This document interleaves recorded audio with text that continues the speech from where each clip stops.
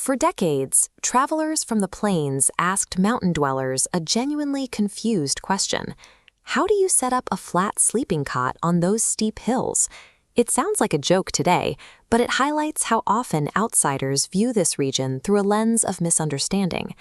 Today, that misunderstanding persists in the form of a sharp cultural rivalry between the people of Garhwal and Kumaon. Go back 5,000 years, however, and those regional borders vanish. The indigenous populations, the Khas and Kirat, shared a single, unified way of life. They built the same stone dwellings, spoke related dialects, and managed the same rugged terrain without a political line between them. The separate names we recognize today arrived much later. Kumaon emerged from Kumanchal, a mountain peak associated with the turtle avatar of Vishnu.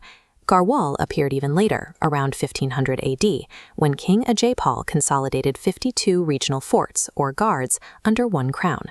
History suggests that the modern view of these regions as separate, historical opposites is a recent construction, one that obscures a much older, deeper connection. While the legend of Ajaypal mentions 52 forts, recent archaeological surveys have identified more than 300 distinct stone outposts scattered across the Garhwal peaks.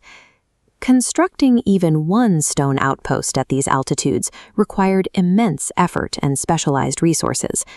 Finding 300 of them suggests these structures served a purpose far more specific than simple isolated housing for local lords. Mapping these 300 sites reveals a precise geometric logic. Each sits within eyeshot of two others.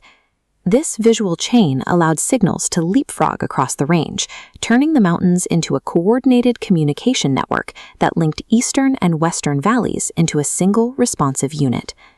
In the 11th century, moving through this landscape was a slow, dangerous process.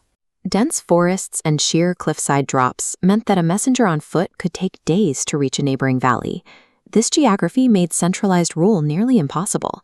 For a king sitting in a capital like Joshimoth, an emergency in a distant province could be over before the news even reached the palace. The fort network bypassed the terrain by moving information through the air. By securing high-altitude peaks with uninterrupted views of one another, the network turned the mountain summits into a series of relay stations. Garrison crews used simple visual signals to transmit data, thick columns of smoke to signal during the day, and controlled signal fires to communicate across the dark valleys at night. This line-of-sight system effectively shortened the distance between peaks, allowing information to travel across the Himalayas in a matter of minutes rather than days.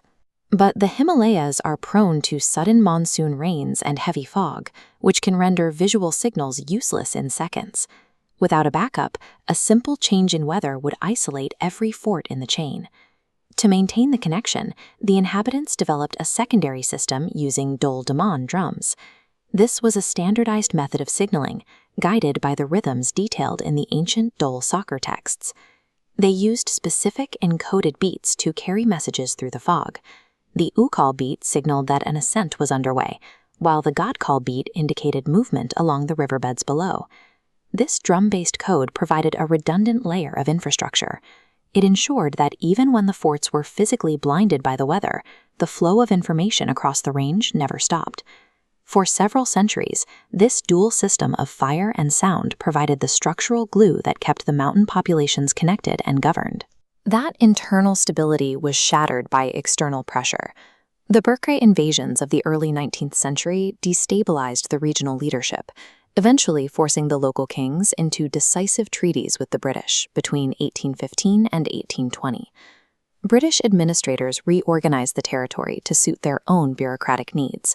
They split the landscape into separate commissaries, like the Kumaon Hrishnarit, drawing lines on a map that ignored the historic links of the fort network.